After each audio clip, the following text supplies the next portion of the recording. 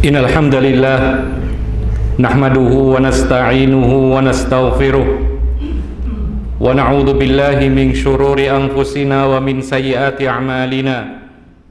May yahdihillahu fala mudilla lahu wa may yudlil fala hadiya lahu. Asyhadu an la ilaha illallah wahdahu la syarika lahu wa asyhadu anna Muhammadan 'abduhu wa rasuluh.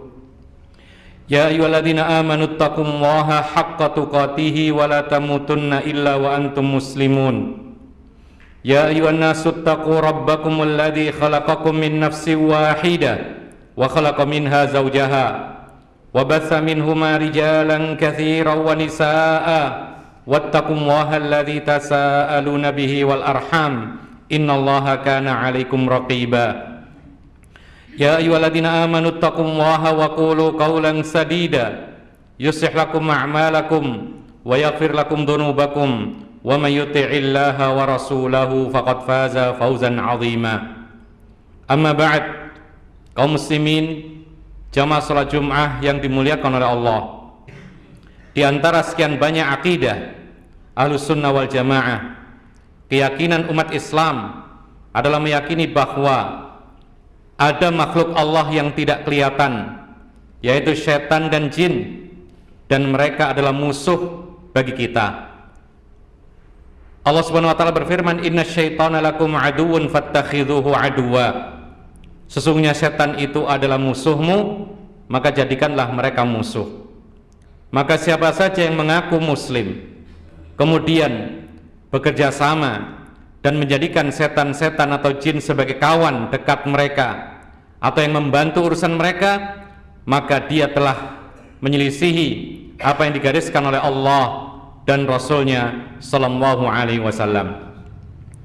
Kaum muslimin jamaah salat Jumat yang dimuliakan oleh Allah Subhanahu wa taala, melalui iblis sebagai ketua dari bangsa setan dan jin, dia telah bersumpah di hadapan Allah Subhanahu wa taala untuk selalu menyesatkan jalan manusia bahkan sampai hari kiamat, dan dia minta ditangguhkan oleh Allah umurnya, dan Allah mengizinkan sebagai ujian bagi manusia, terutama orang-orang yang beriman.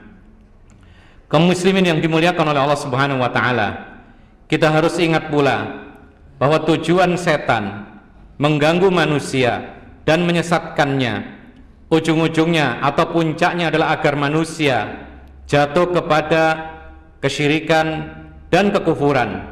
Kalau tidak mampu, maka paling tidak manusia jatuh kepada dosa dan kemaksiatan, agar mereka dimasukkan ke dalam mereka bersama jin dan setan-setan. Lalu kemudian nanti setan itu atau jin ketika dihadapkan kepada Allah Subhanahu wa taala, maka mereka akan berlepas diri dari manusia dan tidak mengakui apa yang telah mereka sesatkan, dan mereka menyalahkan manusia sendiri. Saat itu juga manusia menyalahkan setan. Ma'asyiral muslimin rahimakumullah, itulah yang dikatakan oleh Allah Subhanahu wa taala dalam surat Al-Hasyr ayat 16. Allah mengatakan, "Kamatsali syaitanu idz qala lil insani kfur falamma kafara qala inni bari'un mink inni akhafullaha rabbal alamin." Demikianlah permisalan syaitan berkata kepada manusia, ingkarlah kepada Allah, tentu saja dengan jalan yang halus, bertahap. Lalu tatkala manusia itu kufur kepada Allah, maka kemudian setan mengatakan, aku berlepas diri darimu dan aku takut kepada Allah Tuhan Rabbul Alamin.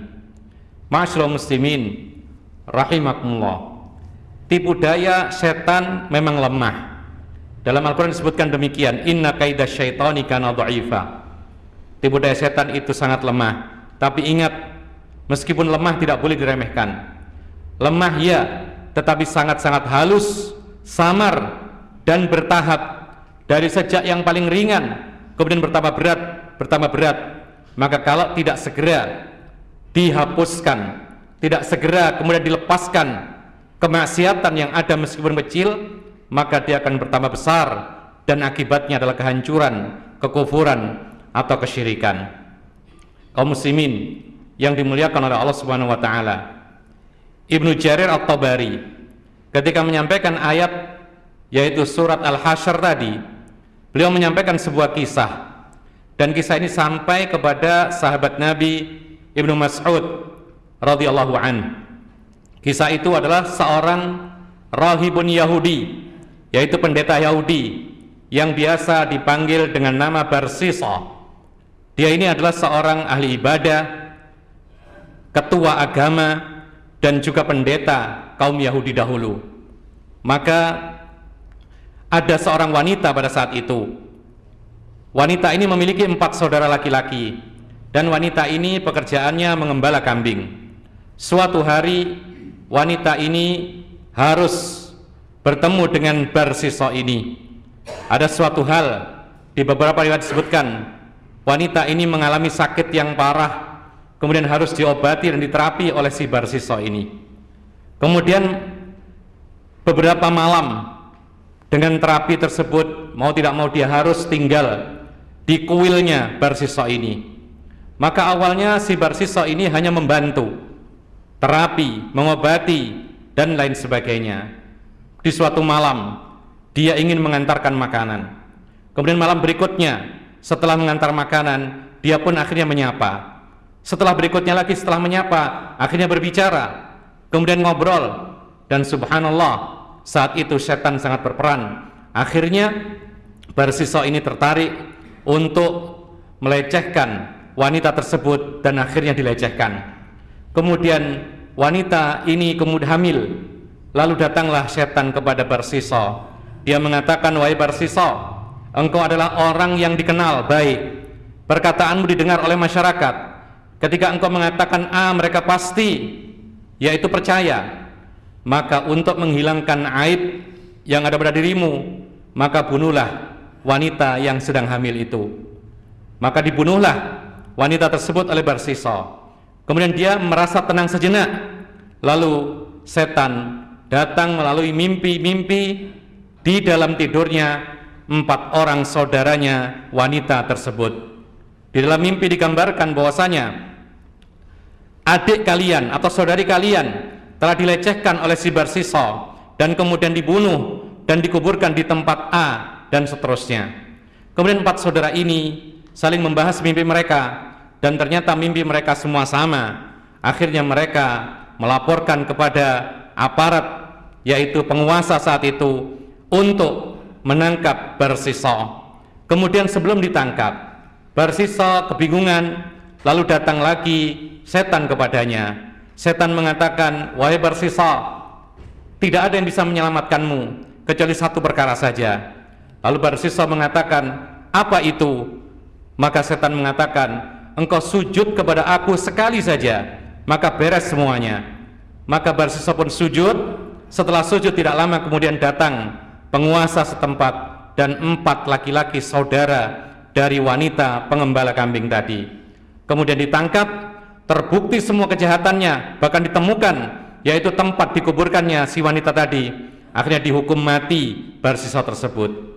Ma'asyiral muslimin rahimakumullah. Kemudian Ibnu Mas'ud menyatakan, inilah diantara bentuk apa yang dikatakan oleh Allah Subhanahu wa taala, perbuatan setan ini dilakukan terus untuk menjatuhkan manusia. Awalnya baik, tapi dibungkus dengan kebaikan itu kesesatan, dan akhirnya ujung-ujungnya sampai sujud kepada syaitan, dan itu merupakan salah satu bentuk kekufuran.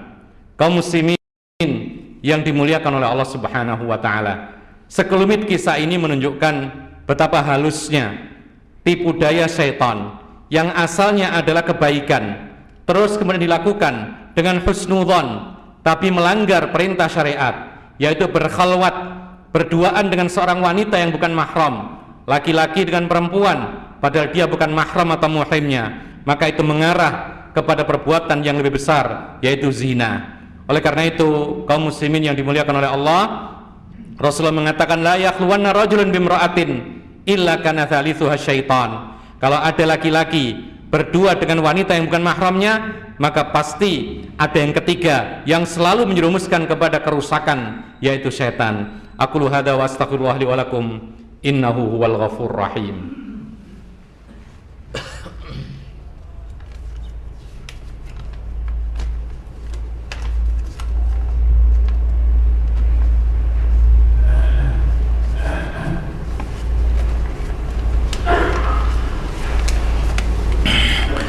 Alhamdulillah hamdan katsiran tayyiban kama amar wa nusalli wa nusallimu ala nabiyyinal karim nabiyina Muhammadin wa ala alihi wa sahbihi wa man tabi'ahum bi ihsanin ila yaumiddin wa sallama tasliman katsira. Amma ba'd. Kaum muslimin jamaah salat Jumat yang dimuliakan oleh Allah Subhanahu wa taala. Demikianlah kisah yang kita sampaikan di awal khutbah. Itu menunjukkan pelajaran yang sangat-sangat berharga. Apa itu? Kemaksiatan sekecil apapun kalau dibiarkan akan terus bertambah dan melahirkan kemaksiatan demi kemaksiatan, dan jika tidak segera bertaubat maka seseorang akan binasa dengan kemaksiatan yang besar. Lihatlah bagaimana Barsisa. Tadinya dia ingin menolong seorang wanita, tapi karena dia berkhalwat, berduaan dengan wanita yang bukan mahram atau muhrimnya, maka kemudian setan terus membisikkan dan terus akhirnya jatuh kepada kebinasaan, yaitu zina. Dan lihatlah, setelah berzina tapi dia tidak bertaubat, maka akhirnya dia pun dihukum mati oleh sang penguasa tersebut. Kaum muslimin yang dimuliakan oleh Allah Subhanahu wa taala, orang yang berbuat dosa dikatakan oleh para ulama bagaikan orang yang menanam satu benih. Kalau tanaman atau benih itu dibiarkan, maka dia pasti akan membesar. Apalagi diairi dengan air-air yang segar yang dibutuhkan oleh benih tersebut. Demikian pula dosa ketika dilakukan sekali, kemudian tidak segera dicabut, tidak segera bertaubat, maka dia semakin besar. Kalau tanaman nanti tinggal menunggu panennya, tapi kalau dosa maka tinggal menunggu kehancurannya. Ma'asyiral muslimin rahimakumullah. Demikian pula dosa-dosa yang lain. Orang bisa mengonsumsi narkoba, khamar dan lain sebagainya. Itu tidak serta-merta dia langsung minum dan mabuk, tapi awalnya bergaul dengan orang-orang yang tidak baik, bergaul dengan kawan-kawan yang rusak, bergaul dengan orang-orang yang tidak membatasi dari perbuatan-perbuatan dosa. Akhirnya mereka tidak nyaman kalau tidak ikut merasakan minuman atau narkoba dan semisalnya. Akhirnya larut dengan mereka dan akhirnya menjadilah orang-orang yang mengonsumsi barang-barang yang diharamkan oleh Allah Subhanahu wa taala. Allahumma ighfirlil muslimina wal muslimat wal mu'minina wal mu'minat al-ahya'i minhum wal amwat. Rabbana hab lana min azwajina wa dhurriyyatina qurrata a'yun waj'alna lil muttaqina imama. Rabbana ighfir lana wa liwalidina warhamhum kama rabbawna shighara. Rabbana atina fid dunya hasanah wa fil akhirati hasanah wa qina adzabannar. Wa sallallahu ala nabiyyina Muhammad wa ala alihi wa sahbihi ajma'in. Wa akhiru da'wana anil hamdulillahi rabbil alamin.